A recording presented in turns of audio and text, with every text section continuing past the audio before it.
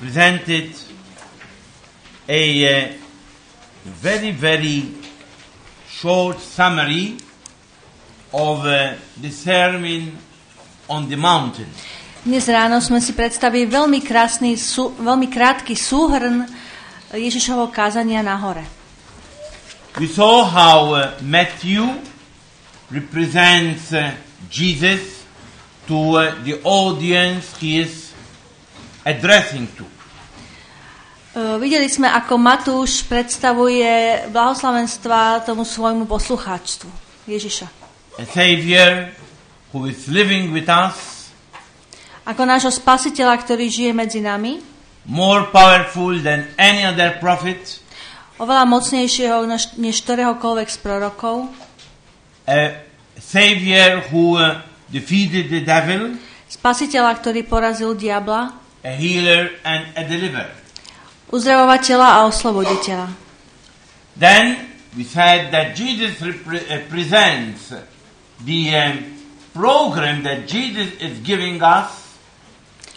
A potom sme povedali, že Matúš predstavuje program, ktorý nám Ježiš dal, telling us that we must be more perfect than scribes and Pharisees. A hovorí nám, že musíme byť ešte dokonalejší než zákonníci a farizei. And he gives 6 examples of how we must be more perfect. A dá nám 6 príkladov na to, ako máme byť ešte dokonalejší. Don't be angry. Nehnevajte sa. Don't commit adultery neither in your thoughts. Nepáchajte cudzoložstvo ani vo svojich myšlienkach. Remain united together as a couple, wife and husband. Zostávajte spojení spolu ako manželský pár. Not only you must not pronounce oaths, but you must be sincere, credible to one another. Nielen, že nemáte prisahať, ale buďte úprimní, buďte si navzájom dôveryhodní voči sebe. Not only you must not keep revenge in your heart, but you must pay good also for evil. Nielen, že si nemáte v srdci zachovávať odvetu, ale odplácajte zlo dobrom. And love your enemy. A milujte svojich nepriateľov. Then Matthew continues. We said that to be more perfect than Pharisees, we must also have new concept about some deeds that we must do. A potom Matúš pokračuje novou predstavou o skutkoch, ktoré máme konať. First of all, charity, that means in your relationship with God, give God the glory, not take yourself the praise.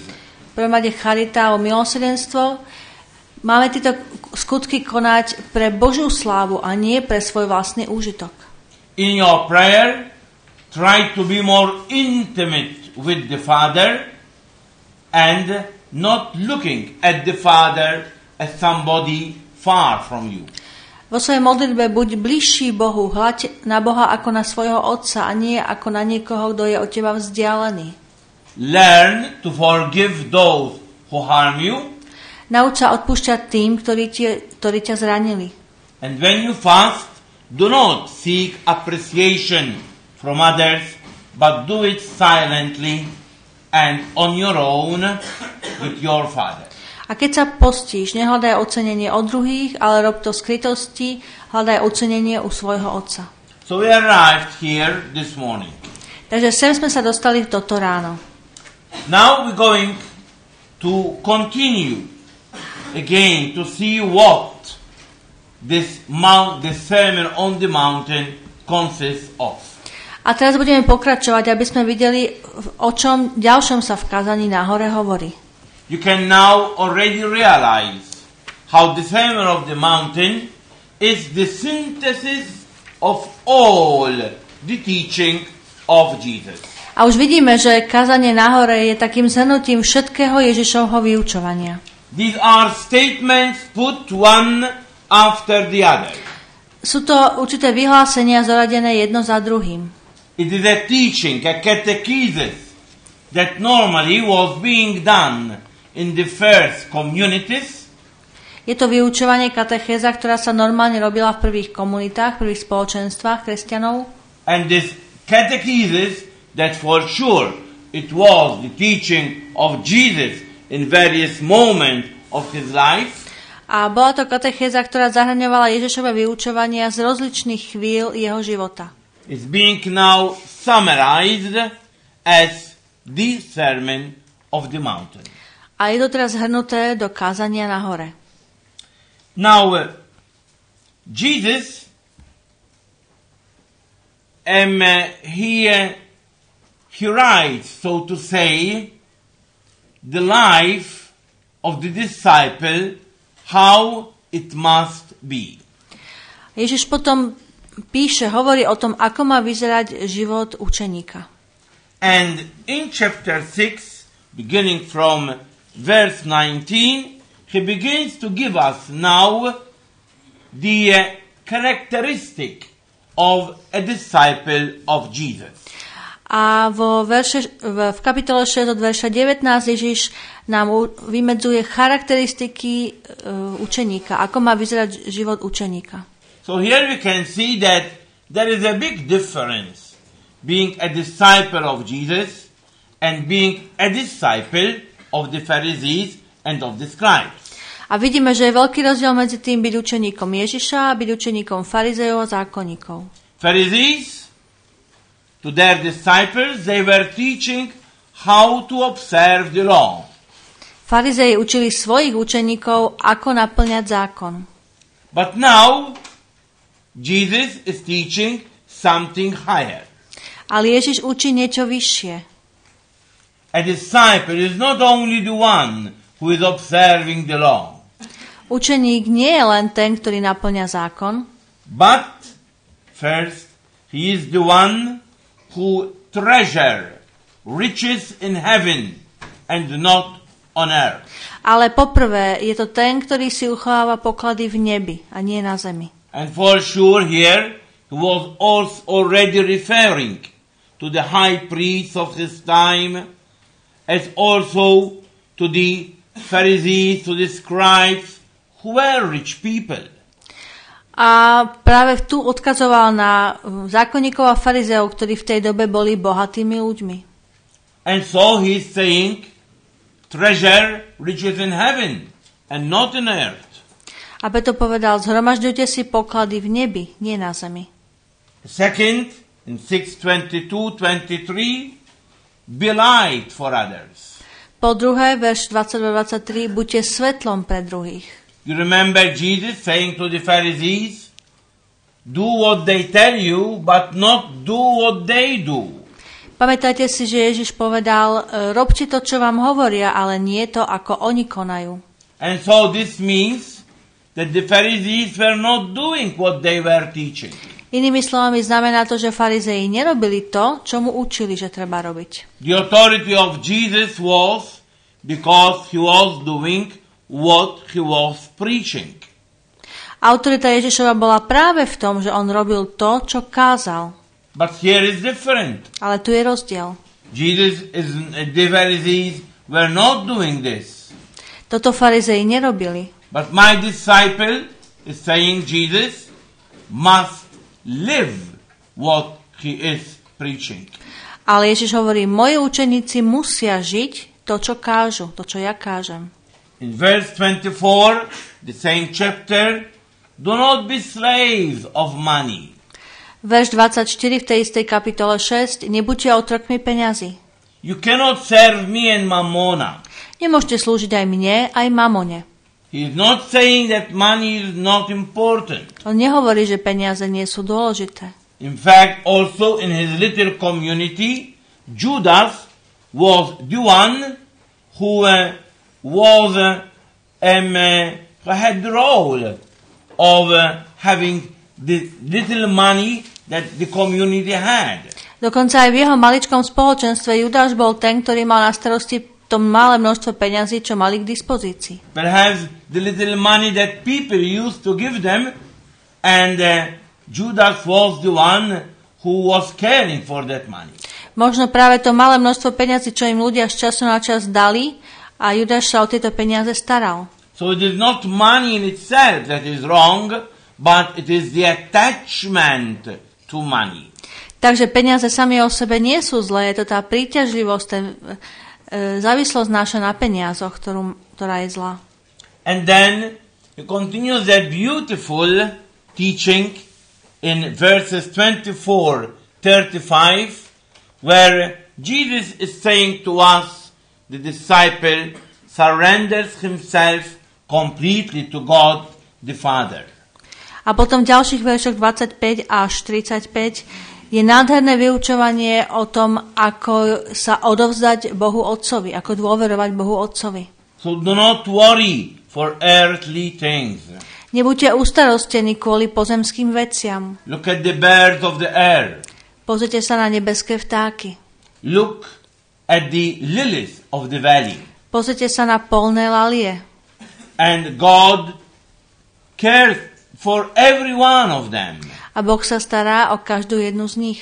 So, people of little faith, why don't you trust in Him? Takže ľudia malej viery, prečo mu nedôverujete? Sure, trusting in Him doesn't mean that you don't must do your part. Ale dôverovať mu neznamená, že nemáš alebo nesmieš robiť svoj podiel. But once you do your human part, that is essential, then let it in the hands of Jesus. Ale keď už urobíš ten svoj ľudský podiel, ktorý je podstatný, potom to už nechaj v jeho rukách. He will care for you. On sa o teba postará.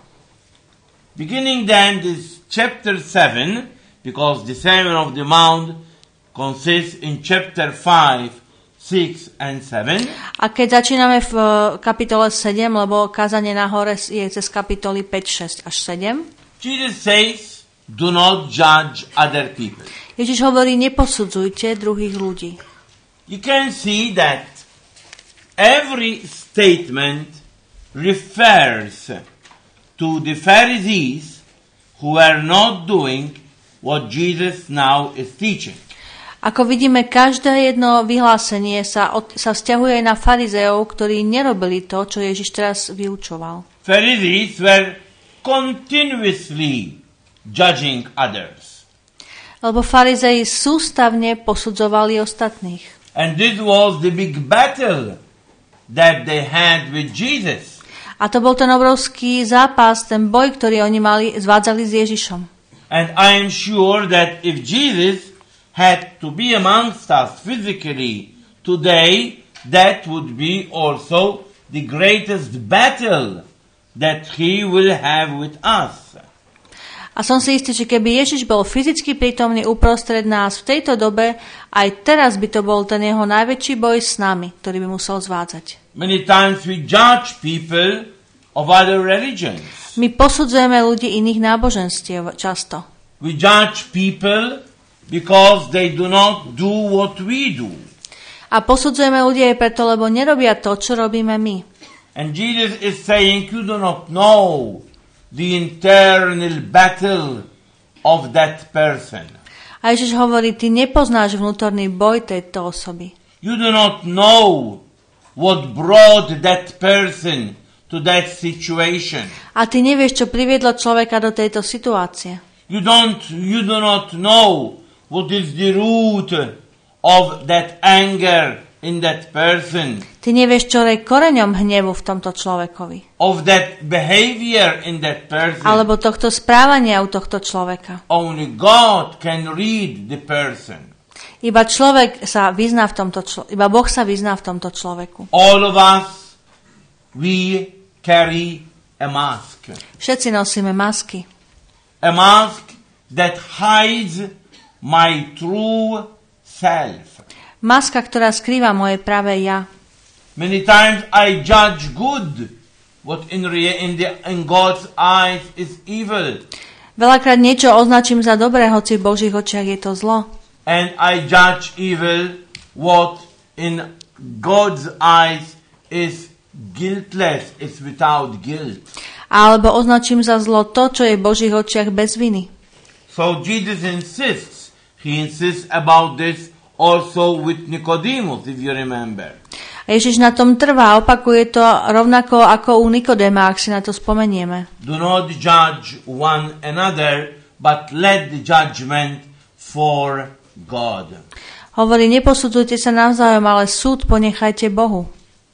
Then, continuing, always, chapter 7, 7:12, search, knock, pray.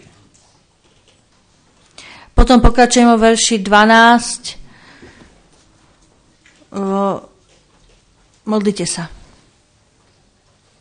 Well, and this means that Jesus is saying, be dependent on God. To znamená, buďte závislí na Bohu. Because when I pray, I am already considering myself as incapable of doing what I really try to do. Od verša 7 opravujem sa. Lebo hovorí, keď sa modlíte, tak závisíte na Bohu v tom, čo vy ste neschopní urobiť. I need Him. That is why I knock. That is why I search. Potrebujem Jeho, preto klopem, preto hľadám. And Jesus is assuring us that He will listen to our prayer. A Ježiš nás uisťuje, že On vypočuje naše modlitby. Sure, He will not give us always what we do pray. Isté, že nám vždy nedá to, o čo sa modlíme. But He will always listen. And as a father, He will give me what is really needed. Ale vždy ako otec vypočuje a dá mi to, čo naozaj potrebujem. God always listens, but He does not always give what I specifically ask for. Boh vždy vypočuje, ale nedá mi vždy konkrétne to, o čo špeciálne ja prosím. But He gives me what I do need. Ale dá mi to, čo potrebujem. Then, from verses 13 to 27, potom od verša 13 do 27 Jesus invites everyone for an ongoing conversion. Ježiš pozýval všetkých obnovujúcej sa k pokračujúcemu obráteniu. In other words, He is saying, do not think that being my disciple you ever arrive. K ustavičnému obráteniu hovorí, nemyslíte si, že keď raz budete mojimi učeníkmi, že už niekedy to dosiahnete, to niekedy zmáknete. It is an ongoing journey. Je to ustavičná cesta, putovanie. You must always continue to go ahead. Stále musíte pokračovať, stále musíte ísť vpred. Be perfect as my Father in heaven is perfect. Buďte dokonalí, ako je dokonalý môj nebeský Otec. And Jesus knew that we never can be perfect as the Father in heaven is perfect. A Ježiš vedel, že my nikdy nebudeme dokonalí, tak ako je nebeský Otec dokonalý. So Jesus is giving us a peak of a mountain that we can never reach. Tak nám Ježiš dáva vrchol hory, ktorú nikdy nedosiahneme. And why? A prečo? To make fun of us? Aby sa z nás vysmieval? Sure not. Isté nie. But to tell us you must continue going on. Ale aby nám povedal, stále musíte pokračovať v ceste. You cannot stop. Nemôžete zastať. And this is a completely different attitude from that of the Pharisees. A toto je úplne odlišný pohľad a postoj od tých, ktoré mali farizei. The Pharisees were thinking that once they are observing the law, they arrived where they wanted to arrive. Farizei si mysleli, že keď už naplňajú prikázania, tak už dosiahli to a dostali sa tam, kam sa chceli dostať. I cannot do more than that. Veď ja nemôžem robiť viac, ako robím. I am observing the law. Ja naplňam zákon. And that's it. A to je hotovo. While the disciple of Jesus cannot arrive. Zatiaľ, čo Ježišov učeník sa nikdy nedostane na koniec. Because he must go always higher and higher. Lebo on stále musí ísť vyššie a vyššie. And our conversion is not a conversion only from sin to grace. A naše obrátenie nie je iba obrátením od hriechu k milosti. Our conversion is not just a conversion from darkness to light. A nie je to ani obrátenie od temnoty k svetlu. It is not just a conversion from the old man to the new man. A nie je to ani obrátenie od starého človeka k novému človekovi. That is the beginning of a conversion. To je začiatok obrátenia. But the true conversion is having new experiences in God.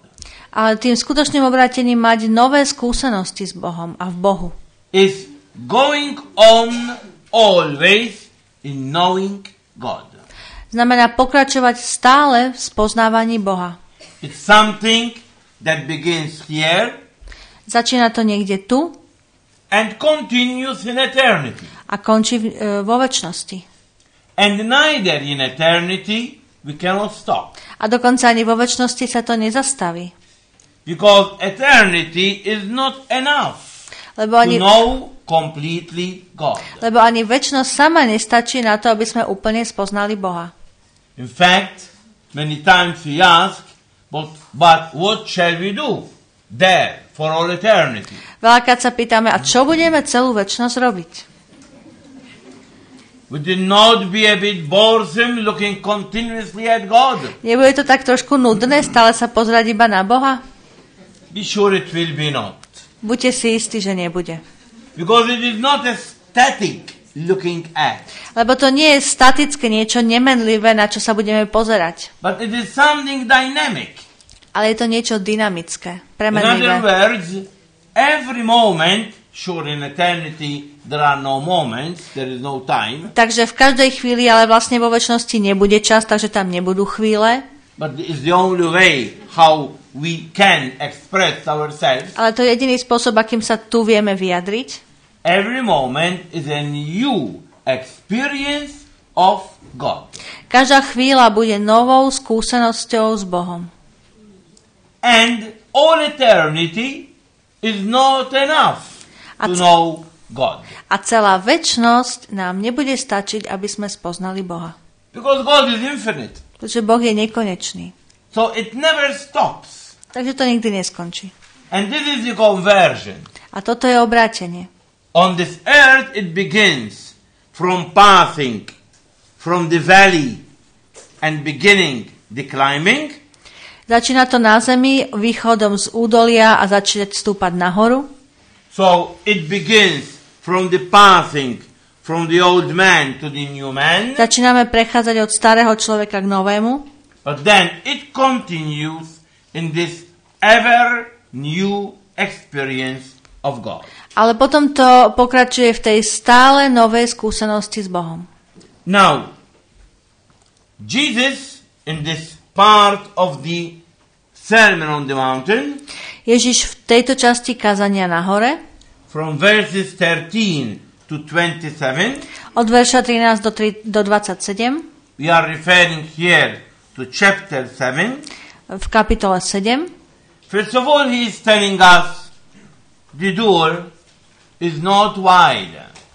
nám najprv hovorí, že brána nie je široká. Well, this could seem a discouraging statement. Zdalo by sa to byť takým výrokom, ktorý nám chce vziať odvahu. Well, for those who are on diet, it would be okay. Pre tých, ktorí chcú schudnúť, je to v poriadku. But for others, it would be a bit more difficult. Ale pre ostatných by to mohol byť trošku problém. Well, the door is not wide, precisely because it is not an easy thing to be a disciple of Jesus. To, že dvere nie sú široké, znamená, že nie je to ľahké byť Ježišovým učeníkom. There will be contrasts, there will be misunderstandings, there will be trouble. Tam budú protiklady, bude tam nepochopenie, budú tam skúšky. And we already said it many times that the devil will look precisely at those people who try to be disciples of Jesus. A už sme si povedali, že diabol sa bude zvláštnym spôsobom snažiť vyrušovať tých ľudí, ktorí chcú byť Ježišovými učeníkmi. If we are not disciples, if we remain children or adolescents and not become adults in spiritual life, the devil is not interested in us. Ak nie sme učeníkmi, teda zostávame deťmi alebo takými nejakými dospievajúcimi v Kristovi, tak a teda nechceme ísť ďalej, tak diabol sa od nás až tak veľmi nebude zaujímať. If you are not causing him trouble, he will not cause you trouble. Ak ho nebudete vyrušovať, on vás nebude vyrušovať tiež. But if you cause him trouble, then he tries to cause you trouble. Ak mu spôsobíte starosti, tak on sa pokúsi spôsobiť starosti aj vám. And the greatest trouble we can cause him is when we decide seriously to follow Jesus as his disciples. A to najväčšiu starosť, ktorú môžeme spôsobiť, je, keď sa skutočne vážne rozhodneme stať sa Ježišovými učeníkmi. So this is something that he cannot suffer. Toto nedokáže zvládnuť. He is jealous. Toto neznesie, je žiarlivý. He is jealous, perhaps also because he committed a big mistake. Je žiarlivý možno aj preto, lebo on urobil veľkú chybu. Well, recently I was in Sicily and I was speaking with an exorcist. Nedávno som bol na Sicílii a hovoril som s jedným exorcistom. And he said that during the exorcism, the devil said to the exorcist, "You will do nothing with me because I am intelligent." Počas exorcizmu diabol povedal exorcistovi, nič so mnou nezmôžeš, lebo ja som inteligentný. And the exorcist said to him, "You must not be so much intelligent if you did so big a mistake as not remaining with God." A exorcista mu odpovedal, no nemôžeš byť až tak veľmi inteligentný, keď si urobil tú veľkú chybu, že si nezostal s Bohom. And he told me the reaction that the devil did was terrible. A povedal, tá reakcia, ktorú potom vyprodukoval diabol, bola otrasná. Because after all, he knows that he did a mistake, although he cannot repent of that mistake. Lebo on koniec koncov vie, že urobil chybu, hoci sa z nej nevie kajať. So he does everything to tempt people who are following Jesus. Tak on urobí všetko, aby pokúšal ľudí, ktorí nasledujú Ježiša. And this is why we find later on in one of the Beatitudes, and blessed are those who are persecuted for my name. A práve preto neskôr nachádzame v blahoslavenstvách jedno, ktoré hovorí blahoslavený, prenasledovaný pre moje meno. But we explain that later on. Ale to si vysvetlíme neskôr. Perhaps next year. Možno na budúci rok. Because it is the last one. Lebo je to posledné blahoslavenstvo. So I don't know whether we arrived there. Tak neviem, či sa tam dostaneme. Anyhow. Ale zatiaľ. Then continuing in the same chapter, pokračujeme v tej istej kapitole. He says, and the tree is being recognized by its fruit. Hovorí, strom sa pozná podľa svojho ovocia. And here we must be very careful to understand what Jesus is saying. A tu musíme byť veľmi pozorní, aby sme pochopili, čo tým Ježiš chcel povedať. What are the fruits Jesus is referring to? Na aké ovocie Ježiš odkazuje? Many are confused because they think that these fruits are the results of my work. Mnohí ľudia si myslia, že to ovocie sú výsledky mojej práce.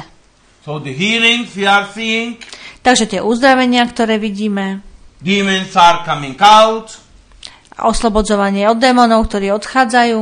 All these signs and wonders. Všetky tie znamenia a zázraky. But these are not the signs, these are not the fruits that Jesus are referring to. Ale to nie sú tie znamenia, to nie je to ovocie, na ktoré odkazuje Ježiš.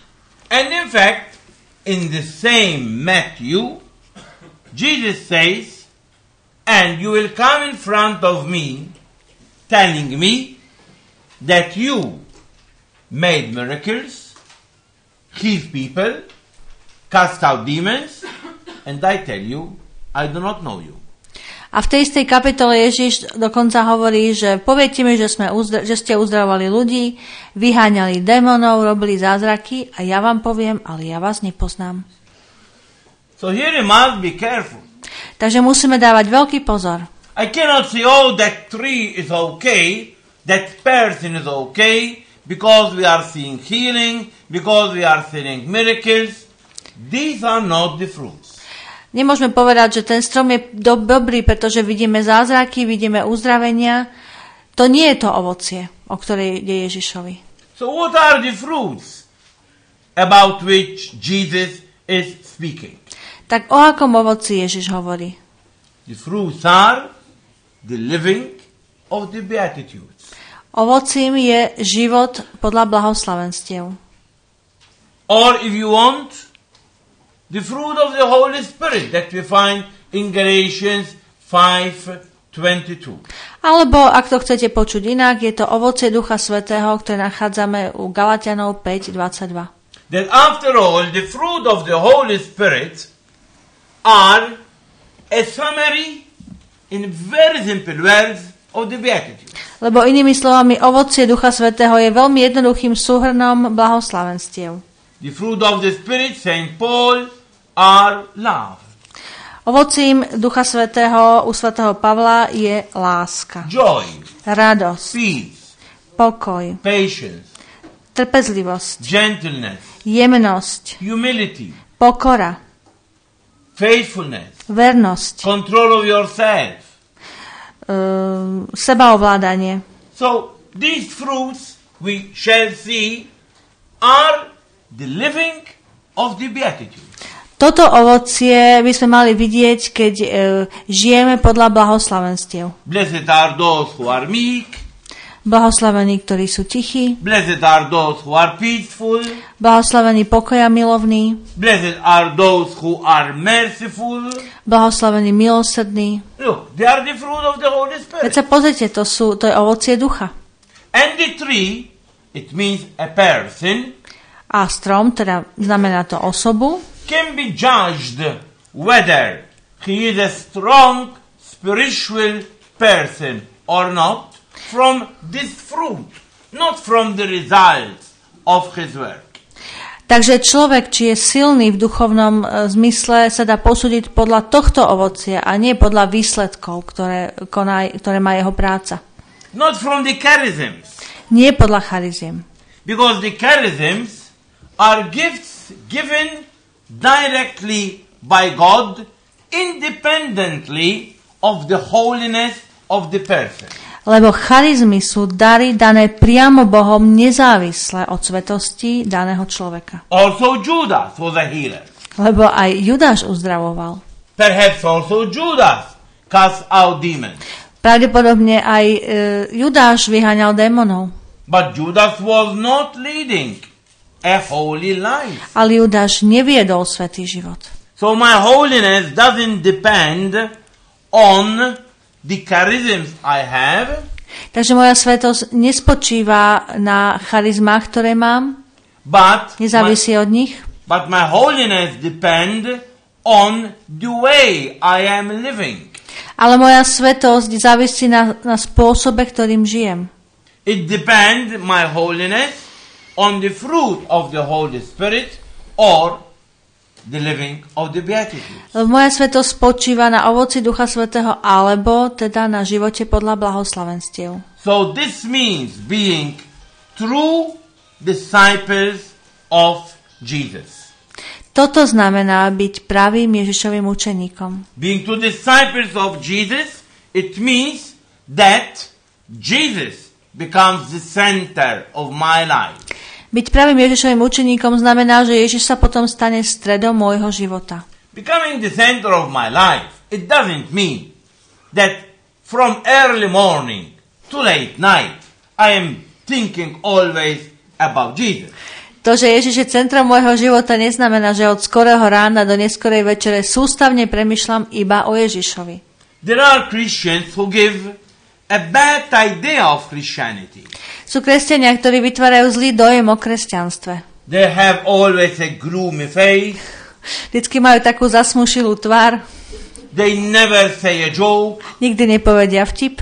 That is not Christianity. To nie je kresťanstvo. They cannot relax. Nevedia sa uvoľniť. They cannot speak about football. Nevedia hovoriť o futbale napríklad. They cannot speak about putting a nice dress on you. Nevedia hovoriť o tom, ako sa pekne obliecť. They cannot speak about nothing. They are fanatics of Jesus. Nevedia o ničom vlastne hovoriť, sú to Ježišovi fanatici. And living with these persons is not really nice. A žiť s takýmto človekom nie je vlastne vôbec pekné. So this is not the true Christianity. Toto nie je to skutočné kresťanstvo. The true Christianity is living a normal, simple, human life.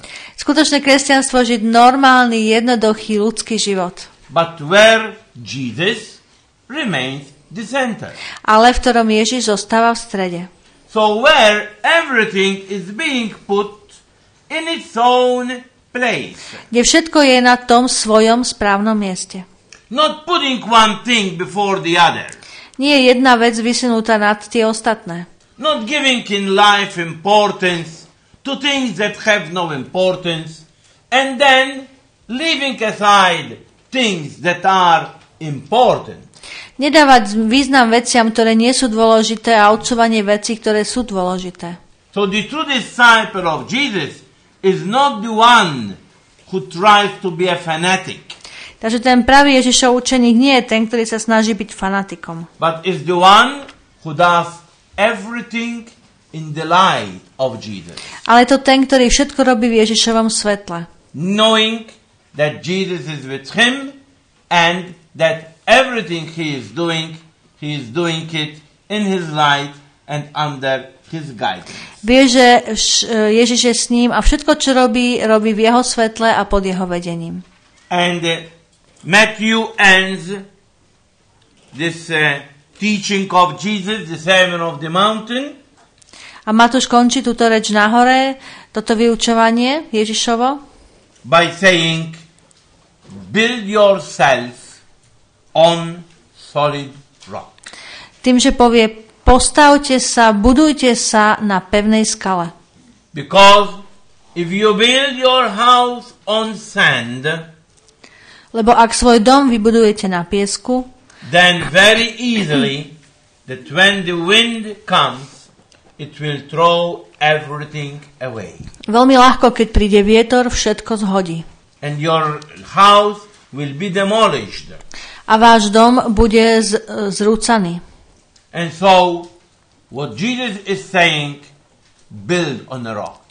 Takže to, čo Ježiš povedal, budujte na skale. I give you an example. Dám vám príklad. A man loses his job. Muž stratí prácu. Immediately, he leaves God. Okamžite opustí Boha. What does it mean? Čo to znamená? That his house was built on sand. Znamená, že jeho dom bol postavený na piesku. The wind came, Vyšiel vietor, a problem came, prišiel problém and you have nothing else. a už nemáš nič. All the house is demolished. Celý dom je zrúcaný. How many times this happened? Koľkokrát sa to stáva? That when there is a problem in my life, I leave God. Že keď je v mojom živote problém, tak opúšťam Boha. I lose faith. Strácam vieru. It means that you had a house that was built on sand. Znamená to, že si mal dom, ktorý bol postavený na piesku. Because if the house is built on rock, Lebo ak je ten dom postavený na skale, then also when the wind comes, tak aj you keď, will remain strong. aj keď príde vietor, zostaneš pevný. And that is what he is saying now, Jesus, to those who wants to be his disciples. A toto Ježiš hovorí tým, ktorí chcú byť jeho učeníkmi. Build on rock. Stavajte na skale. Build on me. Stavajte na mne. Because that is, after all, what Jesus was saying. Lebo koniec koncov toto Ježiš povedal.